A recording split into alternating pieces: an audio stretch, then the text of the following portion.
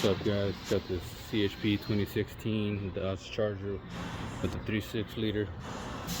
Got the head out already. This misfire cylinder number 4 has a bad head. It's right there. I left the timing cover and everything on there. I got my tie right here holding the timing chain. Cam phasers, bolts, and the new head. Oh yeah! Ready to go back in, guys. Keep you guys posted.